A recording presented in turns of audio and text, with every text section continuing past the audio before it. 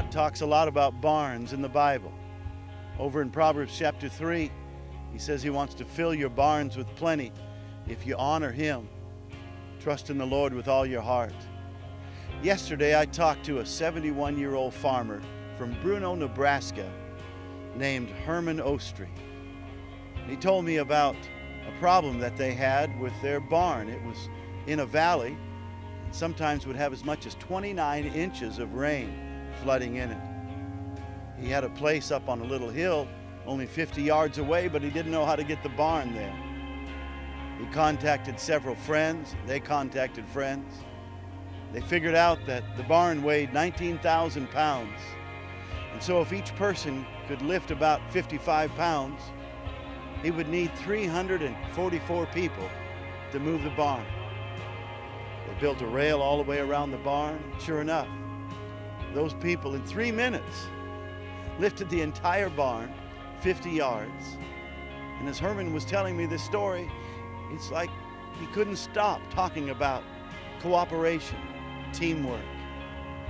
You know, the book of Haggai says, "Is the seed still in the barn?" Think what could happen when we all work together, getting rid of drug abuse and alcohol abuse. When the church is getting together, seeing salvation explode, seeing families brought back together. The community working together, seeing our financial problems disappear. It's going to happen. It's coming soon. We're a team. One shall chase 1,000, but the Bible says 2 can put 10,000 to flight. It's called synergy, working together. We need your help as we work together, building God's Dream Center, the new sanctuary. Come on, we're a family.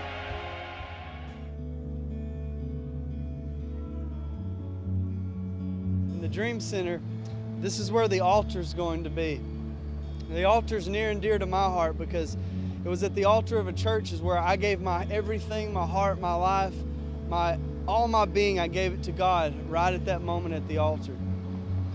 And in this spot right here, a young girl that's out in the audience, an unwed mother who's contemplating abortion, will decide to give God a chance and will give life to her baby and will choose life. At this spot right here, a young man will come in contemplating suicide, thinking that there's nothing else, there's no other hope for him in his whole life. In this spot, he'll decide to give his life a second chance and give God a chance and be completely transformed and changed with a new purpose and a new destiny in God. And this is why we need to invest and get behind God's dream for the Evangel Temple Dream Center. You know, it's an awesome thing to hear from God, and I think we have heard from God. I know we've heard from God.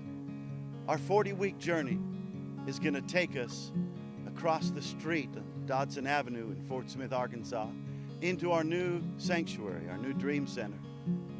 Just as they moved that barn from a valley to a hill, God is taking us on a journey from March to November where we are going to say, here's what I'm going to do, God, because you have instructed me. We're going to ask you just to listen to the Spirit, and He'll guide you on what to say, what to do, what to give. We're suggesting that 625 people give $40 a week. And from that 40-week journey, that's $1 million. Can you believe that? Look what happens when people work together like they did in moving this barn. I've said for 10 years that once we get $1 million, we're going to break ground and build God's temple. It looks like we're going to get to do that now on Easter of 2010. We need you to join us because this is the only fundraiser we'll do for our Dream Center, our new sanctuary. I want you to watch what God is going to supernaturally do as He will bless you because you've invested in His kingdom. You can call us for more info, 479-782-9121, or jump on our website at excitinget.com.